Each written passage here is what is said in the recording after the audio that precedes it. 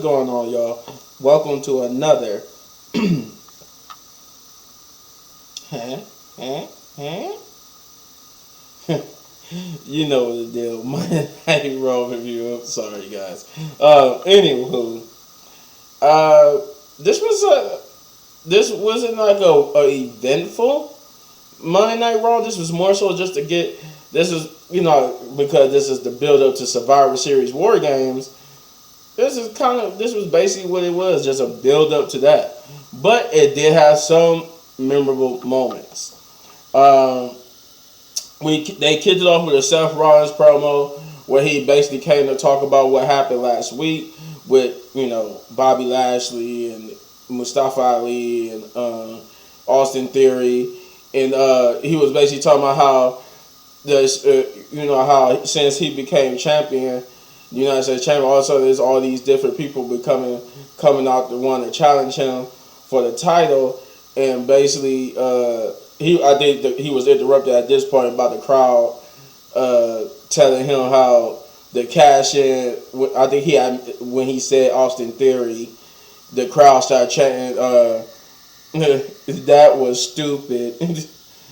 That was stupid, and it was more so to the fact that people, and you probably agree too, that was the dumbest cash in ever. You had him cash it in, and then I still couldn't wrap my head around it. You had him cash it in not on Roman Reigns for for this. You got him going for the United States Championship mid card. But more on that later, because there is an explanation, and I feel like this was partially due to Triple H and them.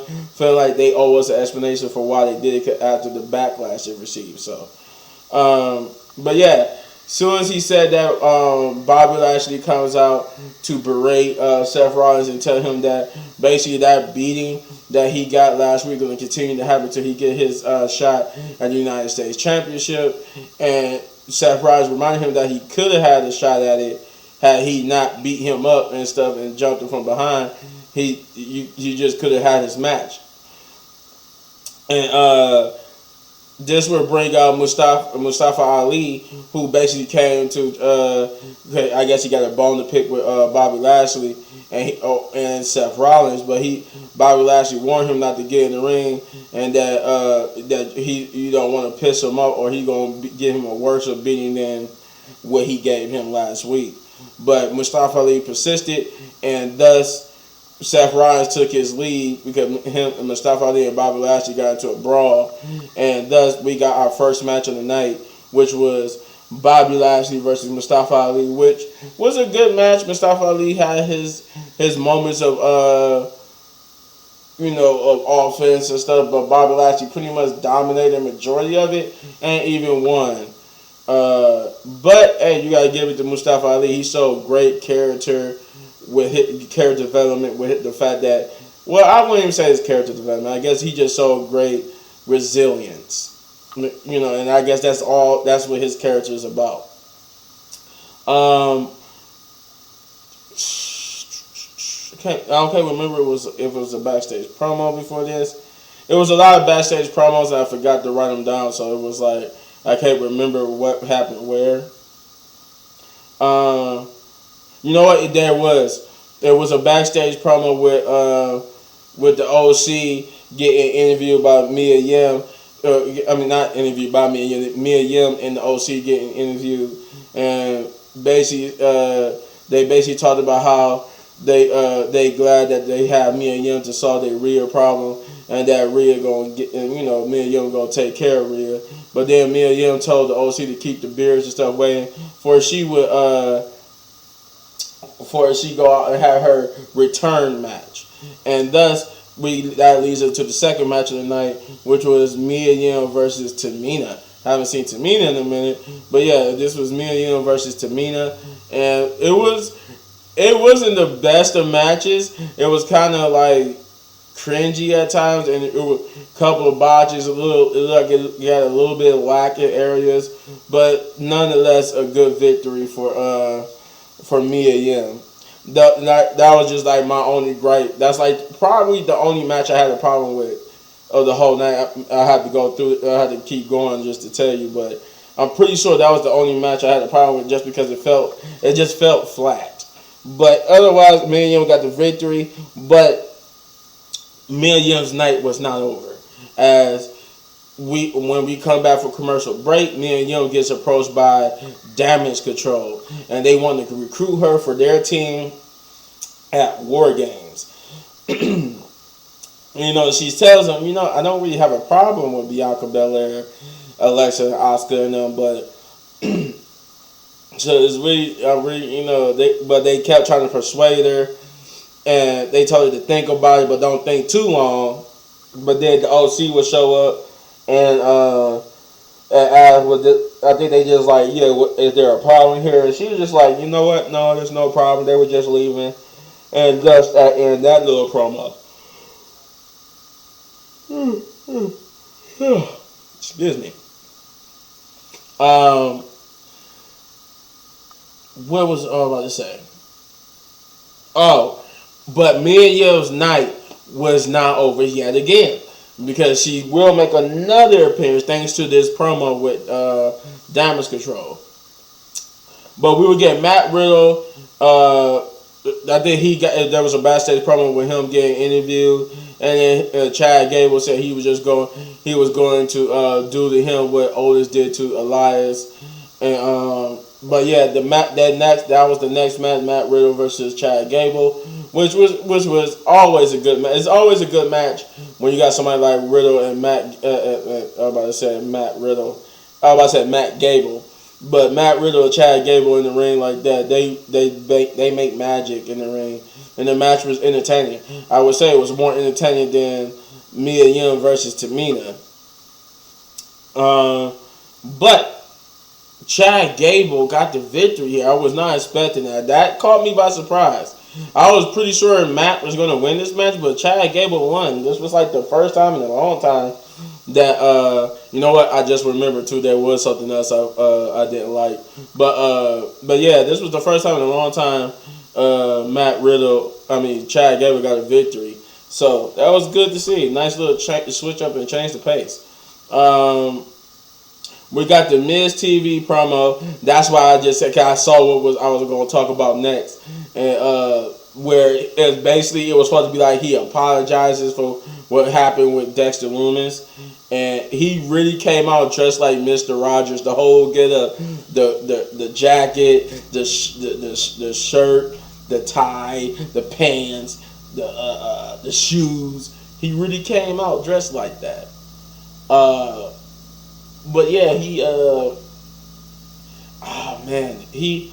basically came out and he really did his thing. It was fun. I was like, oh my God, I can't believe. I will say that it was funny watching him try to be all Mr. Rogers and good neighborly.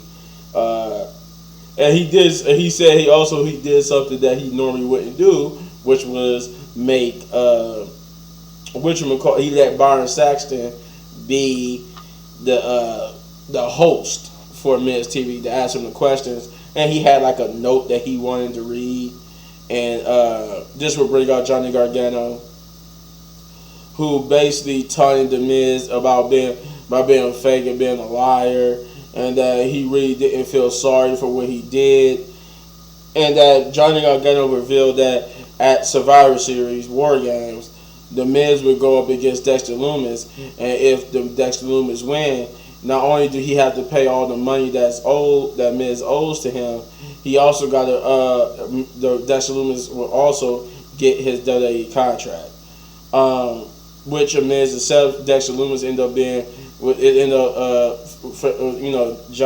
Johnny Gargano revealed that Dexter Lumis was the camera guy, and he tried to get the Miz, but the Miz ran off.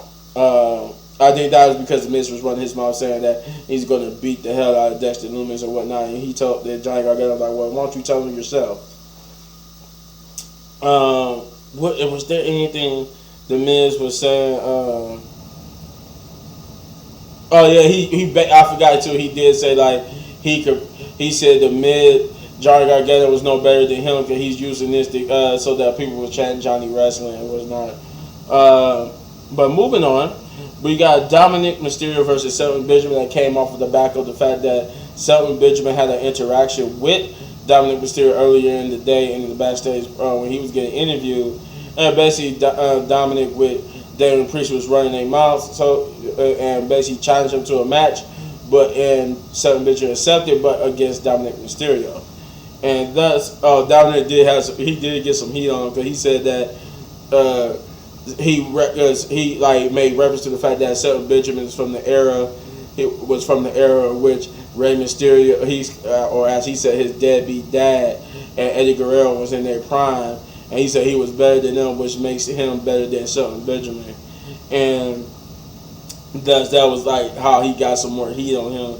But Dominic Mysterio went out here. Shelton Benjamin looked it good. I like that he looked it good in this match because it's been a long time since we've seen a really good Shelton Benjamin match. But he looked it good here.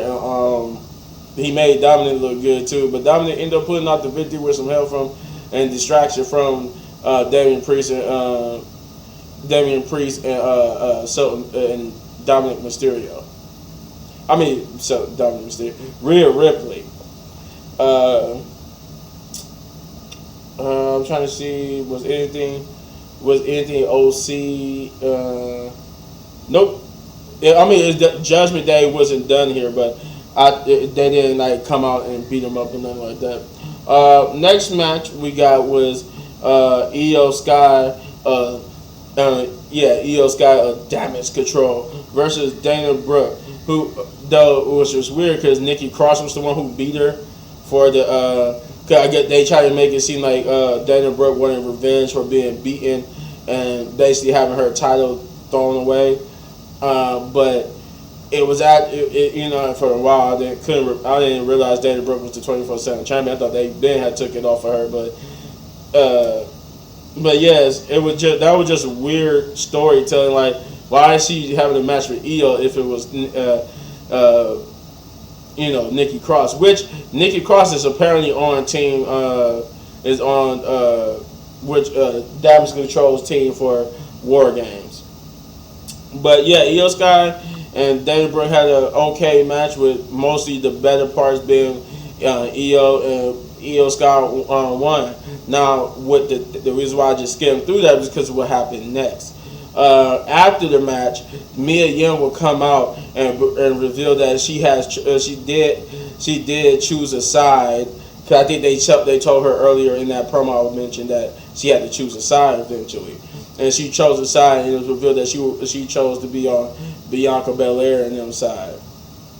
And then the further development of this was that afterwards, Rhea Ripley approached Damage Control and told them that since Mia Yim joined Bianca Belair's team, she was joining their team, and thus, at least for Damage Control's team, it's complete. Their team is complete. It's going to be Damage Control of Bayley, Dakota Kai, and Io Sky, Nikki Cross, and Rhea Ripley versus Bianca Belair, Alexa Bliss, Asuka, Mia Yim, and still a yet to be named member. We got Austin Theory versus Dolph Ziggler. Now, this was one of the better moments of the night. I forgot to mention that the reason why I didn't like I forgot to mention about the Miz. I just realized that was the reason why I didn't like that segment was that it was just drawn out too long. We should have had this match. This whole feud with Dexter Lumis was drawn out way too long and lost the magic a long time ago. But yeah, so the Austin Theory and Dolph Ziggler match came about because Dolph Ziggler was having a backstage promo where he was interviewed.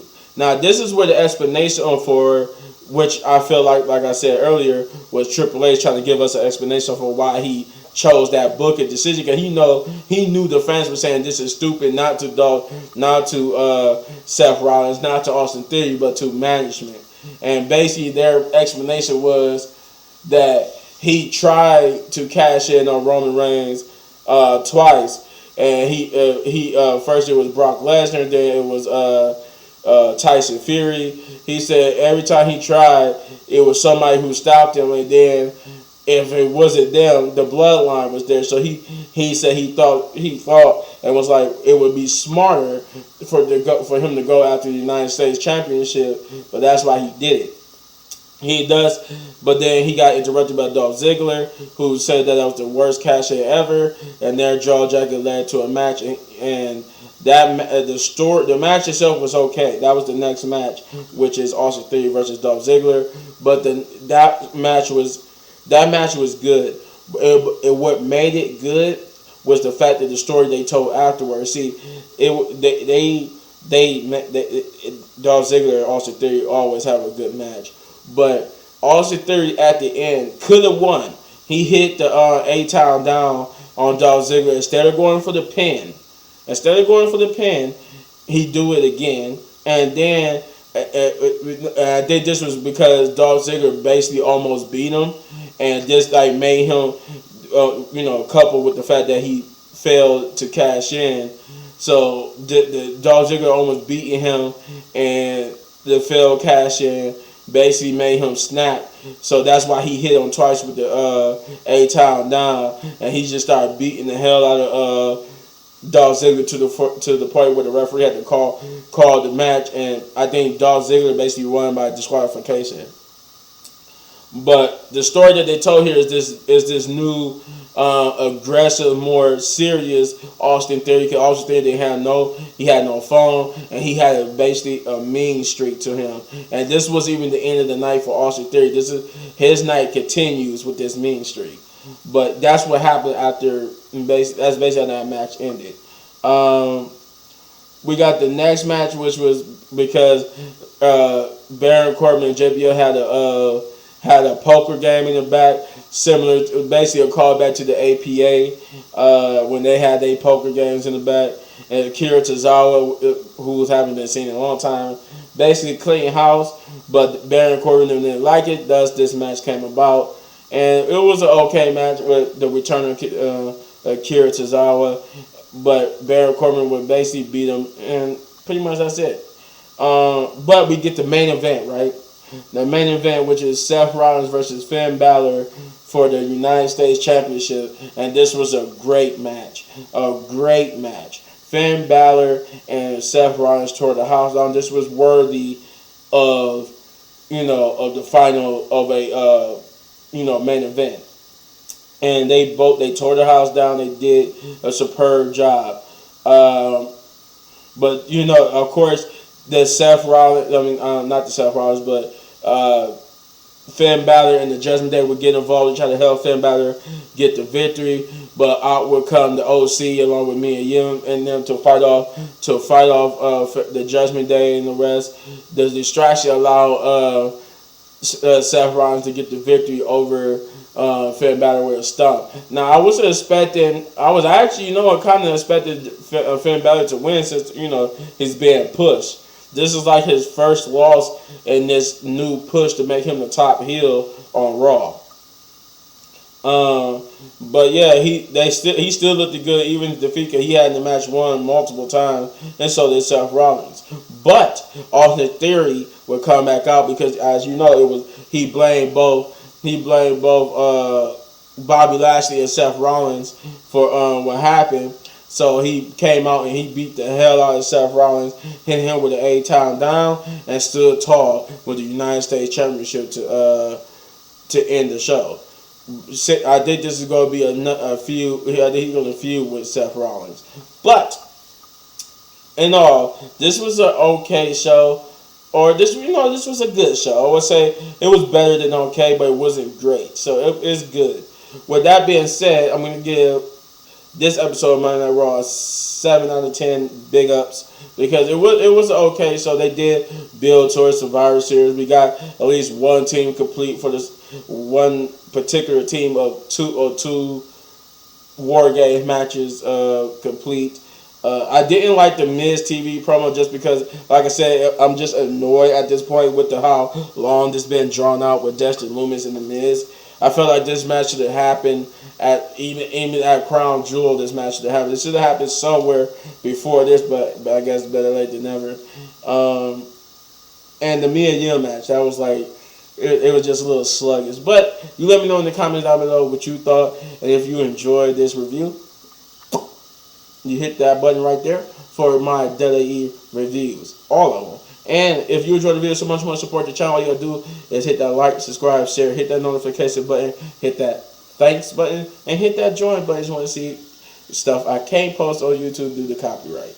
And as always, hit any one of these videos for more of my amazing content, but they go anywhere, because I got more. It won't be no Friday Night SmackDown review this week because I am going out of town on a family vacation. But I will be back to do Monday Night Raw. So, peace out.